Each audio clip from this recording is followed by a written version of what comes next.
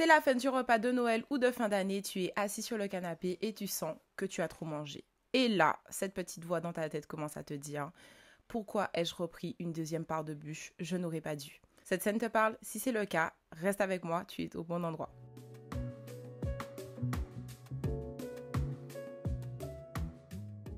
Hello, hello! Je suis ravie de vous retrouver pour une nouvelle vidéo. Je suis d'humeur festive, mais aujourd'hui, on va plutôt parler d'humeur un petit peu moins fun. Puisque chaque année, cette période festive, qui devrait être synonyme de joie et de partage, se transforme pour beaucoup d'entre nous en moment de culpabilité et de reproche envers soi-même. En tant qu'éducatrice sportive, chaque année, je converse avec des femmes qui me disent qu'elles appréhendent les fêtes de fin d'année car elles ne vont pas réussir à se contrôler et qu'elles vont potentiellement prendre du poids. Certaines vont jusqu'à se poser la question à savoir s'il serait judicieux d'effectuer un régime pour mieux supporter les excès durant les fêtes.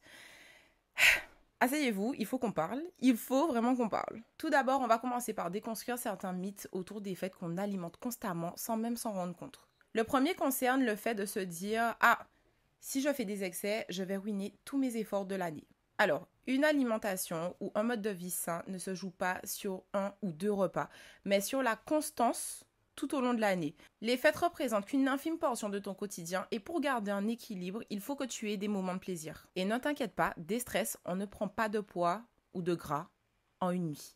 Le deuxième mythe que j'entends le plus, c'est le fait de se dire « je dois compenser les excès dès le lendemain ».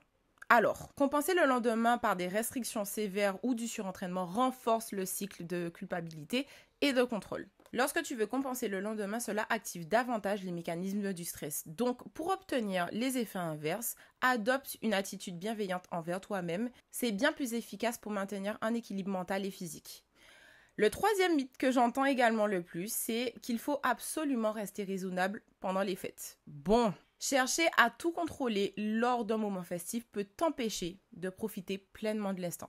Le plaisir et le partage stimulent la dopamine, donc c'est un neurotransmetteur clé pour le bien-être et la motivation. Donc une part de lâcher prise est essentielle pour vivre tes moments pleinement. On arrive au quatrième mythe, qui est de se dire « c'est de ma faute, je manque de volonté ». Alors à la base, les fêtes sont conçues pour stimuler vos sens. L'abondance de nourriture et les odeurs activent directement votre système de récompense cérébrale. Ce n'est pas une question de volonté, mais de biologie tout simplement. S'autoriser à savourer sans jugement permet de briser ce cercle de culpabilité.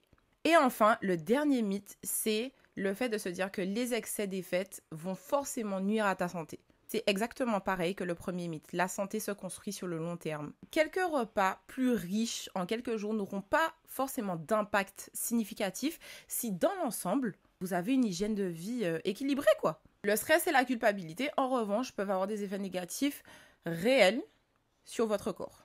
Donc, le but de cet épisode est de t'aider à déculpabiliser pour vivre cette période dans la sérénité. Concrètement, comment peut-on faire pour lâcher prise ?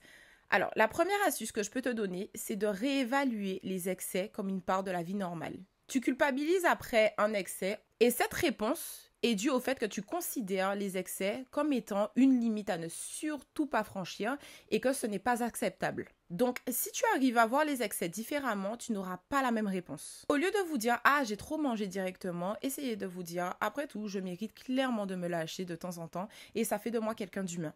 L'astuce numéro 2 consiste à remplacer la culpabilité par de la gratitude. Dans chaque action que nous faisons, nous devons prendre conscience de la chance que nous avons de pouvoir l'effectuer. Et on oublie souvent que l'or se cache souvent dans les petites choses du quotidien.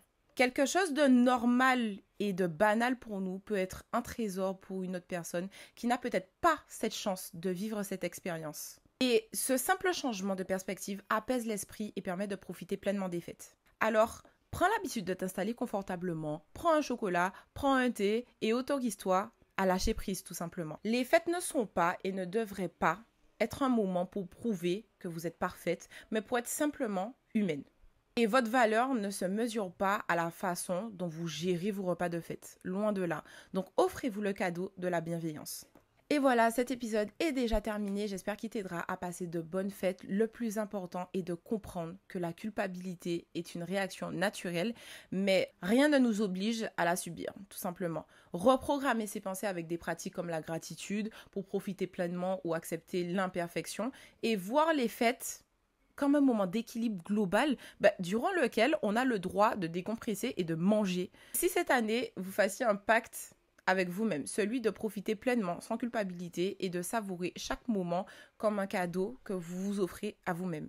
Et personnellement, le mien est déjà scellé. Et oui, même les sportifs de haut niveau se font plaisir. On ne mange pas que de la salade. Je compte bien profiter comme il se doit et je reprendrai progressivement mon équilibre alimentaire après.